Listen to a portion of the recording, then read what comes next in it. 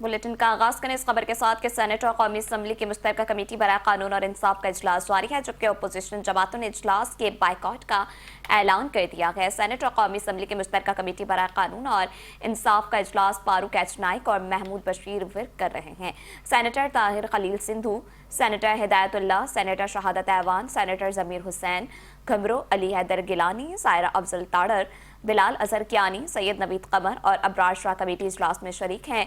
इसके अलावा सेक्रेटरी वजारत कानून और इंसाफ राजा नईम अकबर और दीगर अफसरान भी इजलास में मौजूद हैं।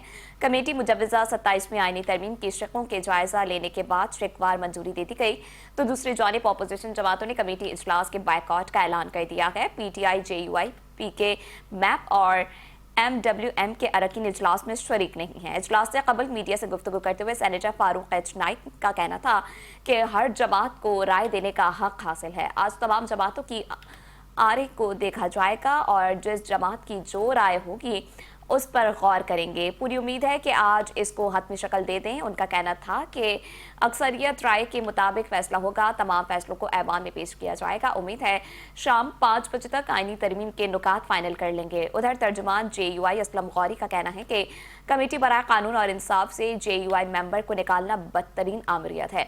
कामरान मुर्तजा का नाम कमेटी से सिर्फ इख्तिलाफ के अंदेशे की बुनियाद पर निकाला गया।